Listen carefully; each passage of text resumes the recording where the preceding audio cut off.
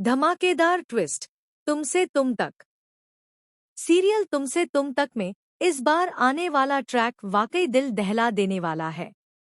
कहानी अब ऐसे मोड़ पर पहुंच गई है जहां हर किरदार की असली भावनाएं सामने आने लगी हैं।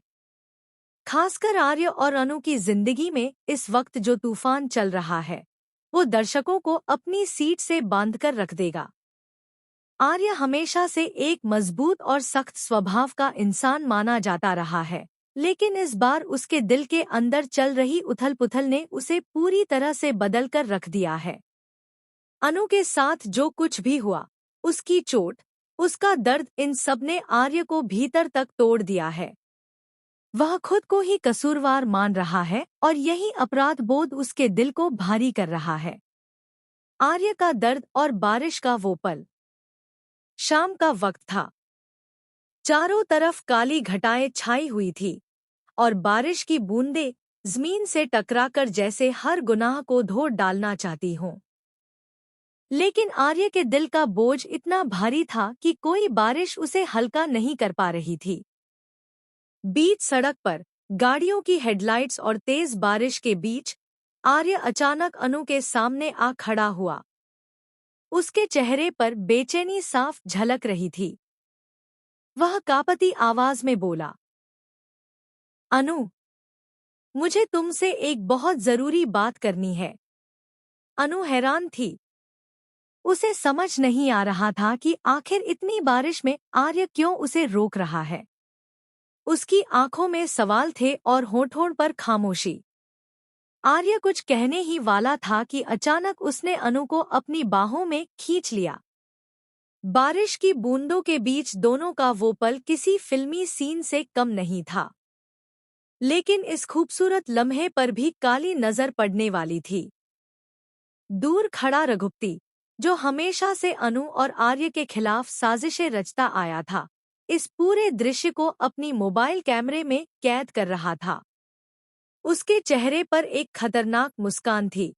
बस, अब आर्य और अनु की इस मिट्टी में मिल जाएगी। ऑफिस का माहौल और नई टेंशन। अगले दिन ऑफिस में भी माहौल कुछ अलग ही था।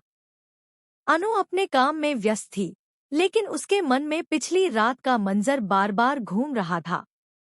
वहीं आर्य ने तय कर लिया था कि अब उसे अनु से अपने दिल की बात साफ-साफ कहनी ही होगी। लेकिन कहानी इतनी आसान कहाँ थी। ऑफिस में एफएम ने आर्य को डांट दिया। पूजा की तैयारी पूरी न होने पर उसकी इज्जत खराब कर दी। गुस्से में आकर आर्य ने अनु पर भी भड़ककर फाइल्स और दवाइयां फेंक दी। पानी का गिलास गिरा और उसे उठाते वक्त अनु को चोट लग गई। इस बार आर्य ने तुरंत अनु का हाथ पकड़कर उसे संभाला। उसकी आंखों में सच्चा पछतावा था, लेकिन तब तक बाकी लोग पूजा के लिए आ गए और उसे मौका ही नहीं मिला कि वह अनु से माफी मांग सके।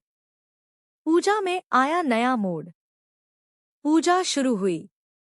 सब लोग मंत्रोच्चारण कर रहे थे। आर्य भी हाथ जोड़कर बैठा था, लेकिन उसके चेहरे पर तकलीफ साफ झलक रही थी। अचानक उसे चक्कर आने लगे और वह गिरने ही वाला था कि अनु ने दौड़कर उसे संभाल लिया। सभी लोग यह देखकर हैरान रह गए। लेकिन सबसे ज्यादा गुस्सा आया मीरा को।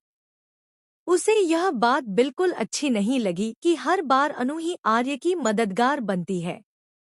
पूजा के बाद मीरा की आंखों में आग थी और उसके मन में अनु के खिलाफ नफरत और गहरी हो गई थी।